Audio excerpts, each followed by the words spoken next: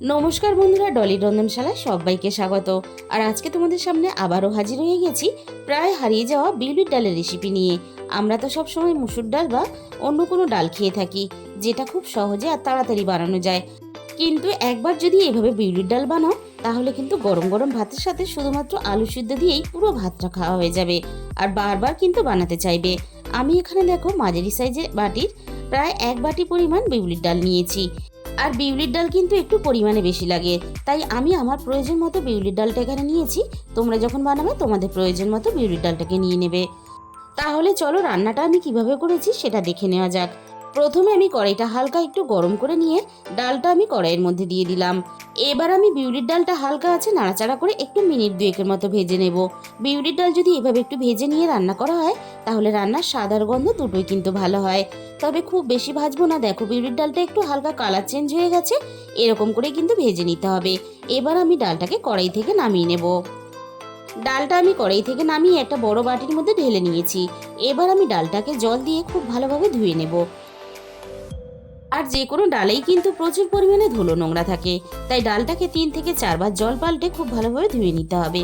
আর ডালটা ধোয়ার সাথে সাথে দেখো ডালের জলটা পুরোটাই কালো হয়ে গেছে, তাই খুব ভালোভাবে ধুয়ে নিতে হবে। বন্ধুরা, অনেকেই ভাবে বিউলির ডাল রান্না করা খুবই ঝামেলা, কিন্তু না, একেবারেই ঝামেলা ছাড়া বিউলির ডাল রান্না করা যায়।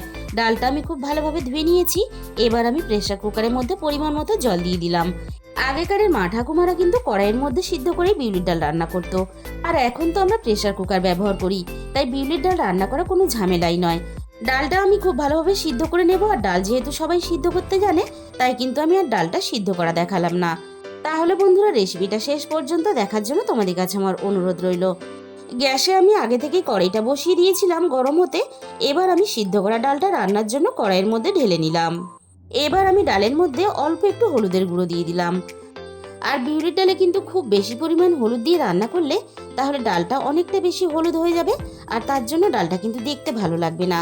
তাই ডালের মধ্যে আমি অল্প একটু হলুদ দিয়েছি। এবার চামচের সাহায্যে হলুদটাকে খুব ভালোভাবে নাড়াচাড়া করে ডালের সাথে মিশিয়ে ডালটা আমি খুব ভালোভাবে ঘেঁটে দেব। আমি এখানে চামচের সাহায্যে ডালটাকে ঘেঁটে নিচ্ছি, তোমরা চাইলে কিন্তু ডাল কাটা দিয়েও ঘেঁটে নিতে পারো। ডালটা আমি খুব ভালোভাবে ঘেঁটে নিয়েছি। এবার আমি ডালের মধ্যে প্রয়োজন মতো জল দিয়ে দেব। আর বিউলির ডাল কিন্তু খুব বেশি গাঢ় করে রান্না করলে তাহলে খেতে ভালো লাগে না, আবার খুব বেশি পাতলা করে রান্না করলেও খেতে ভালো লাগে না।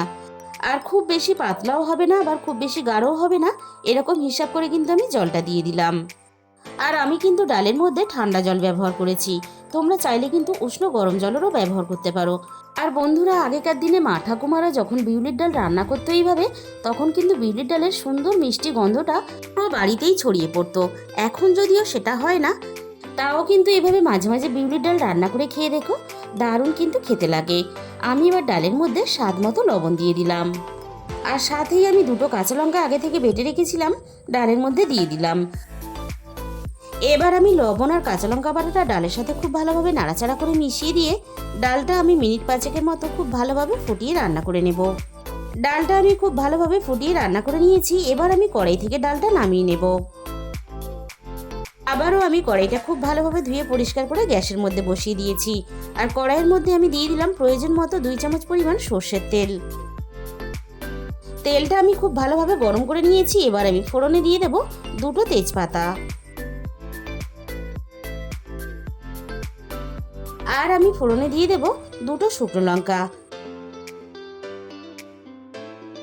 আর সব শেষে আমি ফোড়নে দিয়ে দেব অল্প একটু মৌরি। আর বিউলির ডালের মধ্যে ফোড়ন হিসাবে কিন্তু মৌরিটাই ব্যবহার করবে, তাহলে ডালের স্বাদ আর গন্ধ দুটোই কিন্তু দুর্দান্ত হয়। এবার আমি ফোড়নটাকে হালকা একটু নাড়াচাড়া করে ভেজে নেব। খেয়াল রাখতে হবে মৌরিগুলো খুব বেশি যেন পুড়ে না যায়। খুব বেশি মৌরি পুড়ে গেলে তাহলে রান্নার স্বাদটা নষ্ট হয়ে যাবে। হালকা লালচে করে মৌরিটা ভেজে নিয়ে এবার আমি ফোড়নের মধ্যে ডালটাকে ঢেলে দিলাম।